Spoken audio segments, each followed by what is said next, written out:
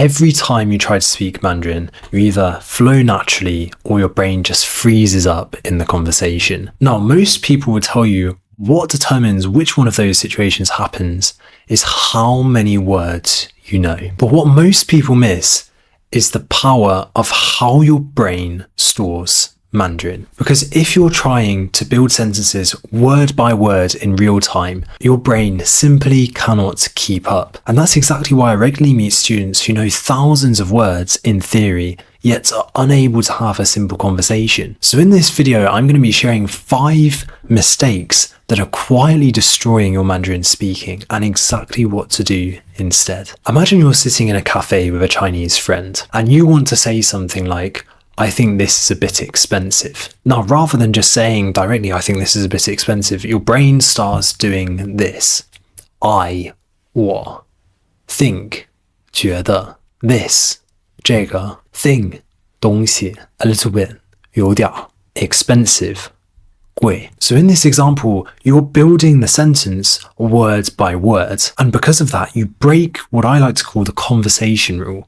Before you've even managed to get your sentence out, the conversation has already moved on. So this is the conversation rule. There's no time in real conversations to just build sentences from scratch, word by word. And in all honesty, native speakers don't do that.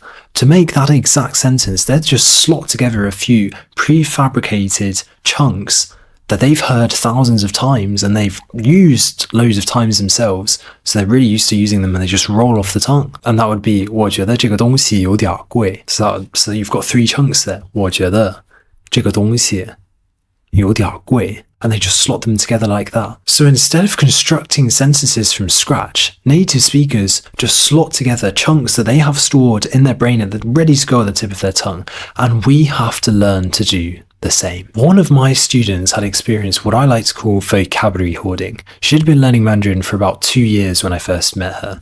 And in all honesty, she knew quite a lot of words and she did a lot of reading in the language.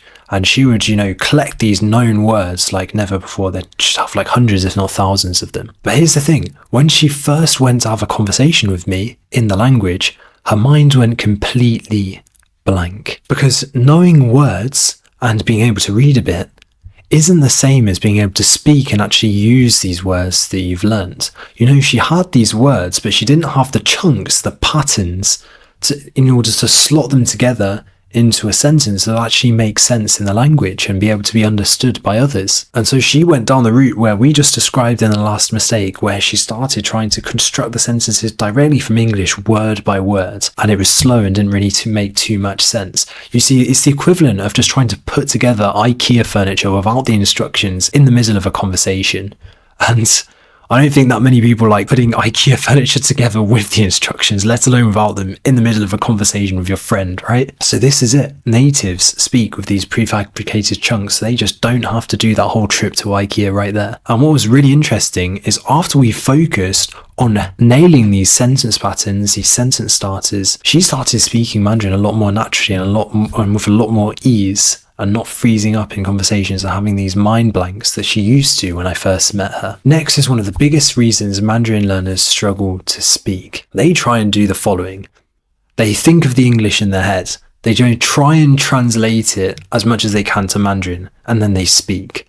And again, as we've touched on earlier, conversations in real life are way too fast for that. If you try and do this, you're going to break the conversation rule. You're not going to be able to keep up with the conversation at all. And that's it. Native speakers, again, they don't translate. What do they do instead? And this is a really interesting one. Native speakers recognize situations and they pull out the relevant chunks of that immediately. So for example, when you see someone you haven't seen for a very long time, with enough practice and hearing this chunk and using this chunk a lot, then your brain will automatically come up with 好久不见. Here's a few more examples. 我把课本放在桌子上。我打开一下书包，把东西拿出来。 This is it. When you try and start to train these chunks, you find that with enough practice and encountering the same situations over and over again and using this chunk, hearing it lots, eventually you completely bypass the need for translation. Mistake number 4, words without context. Let me try and explain this one with a bit of an analogy. Learning Mandarin words alone is a little bit like learning how the individual pieces on a chessboard move. I mean, knowing them is certainly helpful, but you're not going to be able to instantly play chess from knowing how these chess pieces move, are you? It doesn't mean you can actually play a game. Learning chunks, and in particular learning or even learning words but in context of either a sentence or a chunk, is like learning the patterns that chess players train themselves to spot on a board, so they know exactly what move they should be doing next when they see this certain pattern on the chessboard, and that's how they learn to play the game to a really high level. So for example, you might know that the word "ye" means or can roughly be translated to also in Mandarin, but just knowing this isn't going to get you too far. But to actually be able to use flexibly and naturally and confidently in conversation, knowing just also is not going to be enough, is it? What's going to be really helpful for you is clear context and also being aware of the various patterns that it's involved in. So for example, you might learn chunks like 也不是不行, or for example, 哪怕也, or another example, 也太 something 了吧. All of these are going to be like your best friend for when it comes to learning how to use "ye" naturally and not having to think about it. So here's the thing, when you start learning these words in the context of chunks and actual full sentences, you start to be able to use it almost instantly and recognize and feel the nuance of how it's used almost instantly. But if you're just going to try and take it out of context and learn it directly on its own, then I think it's going to be a bit like going back to IKEA again. Mistake number 5 is practicing the wrong things.